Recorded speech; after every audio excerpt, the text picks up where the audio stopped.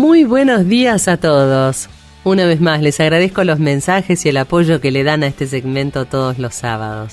Y bueno, para hoy, ¿qué tengo? Tengo algo local. Vamos a hablar un poquito de Mar de Ajó y de todo ese misterio que tiene con sus barcos hundidos. Para el año 1935, todas las tierras de lo que hoy es el Partido de la Costa pertenecían al partido de General Lavalle.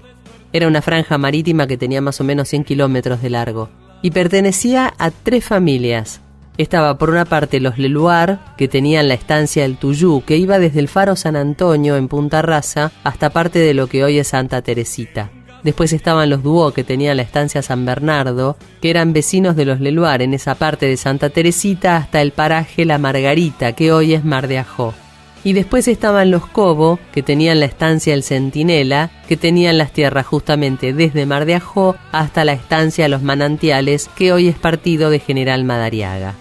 Bueno, a partir de los loteos que se hicieron entre 1935 y 1950, se fueron formando las distintas localidades, como por ejemplo Mar de Ajó, San Bernardo, San Clemente, Mar del Tuyú y Santa Teresita. La fundación de Mar de Ajó para la Municipalidad de General Lavalle tiene una fecha oficial que fue el 21 de diciembre de 1935 y fue en un lugar que antes se llamaba Rincón de Ajó, que va desde el límite con San Bernardo hacia en aquel momento donde empezaba Pinamar y bueno, hoy es hasta donde empieza Nueva Atlantis. Ahora, ¿por qué Ajó? ¿De dónde viene el término Ajó?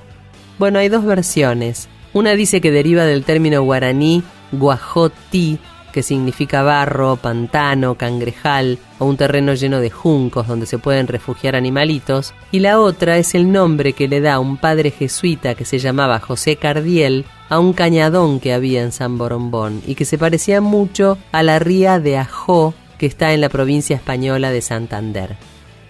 Ahora, ¿qué más tiene Mar de Ajó? Mar de Ajó tiene una historia atrapante sobre barcos hundidos y sobre naufragios. Hay un montón de restos que dan testimonio de que verdaderamente algo de eso hubo, pero también hay un montón de leyendas que van de boca en boca sobre historias de piratas y, bueno, misterios y cosas que aparecen y suenan durante las noches. Y voy a hablar un poquito de estos barcos hundidos. Uno se llamaba Her Royal Highness, o Su Alteza Real, en inglés. Este está a 13 kilómetros al sur del faro San Antonio de Punta Rasa y las costillas o cuadernas, como verdaderamente se llaman, emergen a veces en el oleaje a unos 200 metros de la costa más o menos y se calcula que está a 5 o 6 metros de profundidad.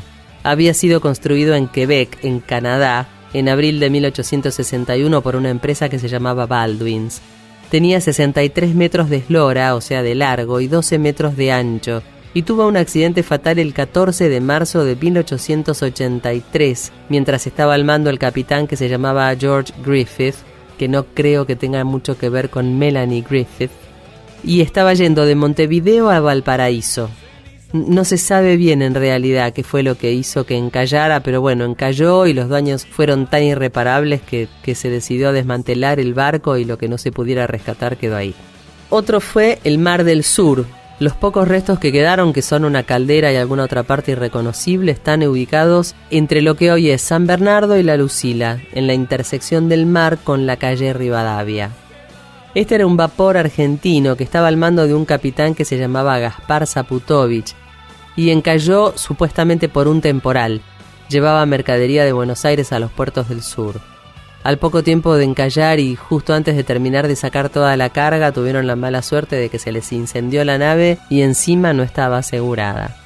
La embarcación esta tenía 49 metros y medio de eslora y 11 metros de ancho, y antes se había llamado Imperator, pero tenía bandera brasileña y se había construido en Glasgow, Escocia, en el 1900.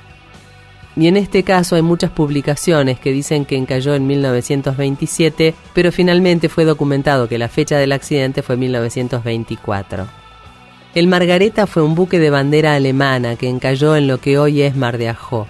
Esto fue en 1880, en septiembre. Había sido construido en Alemania en 1983 por Jürgens, y el propietario era Heinrich Ramien, que era el padre del capitán Johann, que era el que lo comandaba en el momento que tuvo el accidente. Lo raro fue que cuando la nave encalló no tenía tripulación. Se supone que habría habido algún crimen ahí arriba y que encalló justamente a causa de algún problema, de alguna pelea o de alguna cosa rara. El Karnak era otro vapor alemán construido en 1872 que hacía la ruta de Hamburgo a los puertos del Pacífico.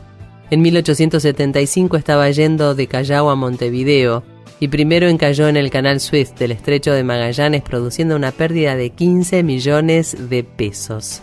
Pero zafó. En 1876 arribó a Montevideo y estando anclado chocó contra una barca inglesa. Y después, el 23 de enero de 1878, varó definitivamente a unos 4 kilómetros del faro de Punta Médanos. Hay una confitería en Mar de Ajó que lleva el nombre de este barco, Karnak. En este caso no se sabe si la tragedia fue a causa de una mala maniobra o de una tormenta. Y aducen lo de la mala maniobra porque dicen que se arrimó demasiado a la costa porque estaba descargando contrabando. Pero, de nuevo, son leyendas. Los tripulantes se salvaron, excepto uno que murió ahogado, se llamaba Pedro González, y después los pasajeros y la carga fueron rescatados sin problema. El vencedor, quedó atravesado sobre la playa. Encalló a unos 8 kilómetros al sur de Mar de Ajó el 24 de abril de 1936 y estaba comandado por un capitán que se llamaba Lorenzo Nielsen. Estaba yendo de Buenos Aires a Mar del Plata y a los puertos del sur, llevando carga con productos de almacén, ferretería, maquinarias y hasta 2 camiones. Toda la tripulación y la carga se salvó. Era una embarcación construida en 1900 con un casco de hierro de 35 metros de eslora y 8 metros de ancho. Y lamentablemente se cobró la vida de 2 chiquitos de la familia Vaquero, que es una familia de las pioneras de la zona, porque estos 2 chiquitos, Héctor y Alfredo, de 9 y 14 años, habían ido a jugar al barco sin darse cuenta de la crecida del mar. Ana fue otra embarcación de bandera alemana registrada en Hamburgo. Había sido construida en Kiev, en realidad, en 1885. El propietario se llamaba Christian Madsen y el capitán, al momento de encallar, tenía un apellido Piper. Medía 67 metros de eslora y 11 metros de ancho y había partido de Antwerp, Bélgica, que es el puerto donde se hace el corte de los diamantes, pasando por Indonesia, Brasil, Montevideo. Iba a Chile por el Estrecho de Magallanes. En camino un temporal lo desvió de la ruta, lo tiró para la costa donde encalló, que es aquí a 23 kilómetros del centro de Mar de Ajó y a 3 kilómetros de Punta Médanos. Quedó varado más o menos a unos 80 metros de la playa, por lo cual fue súper sencillo rescatar a los pasajeros, los tripulantes y toda la carga, que era lo que por ahí más les importaba en ese momento.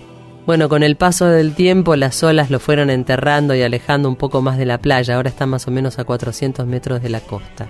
También tuvo mala suerte porque al día siguiente de haber encallado el capitán quiso volver para reconocer la zona y para ver dónde había quedado, se le dio vuelta el bote y murió ahogado.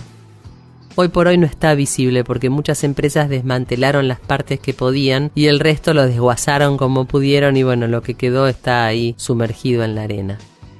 El Triunfo era otro buque construido en 1887 con casco de acero, también de 37 metros de eslora y 7 de ancho, más o menos.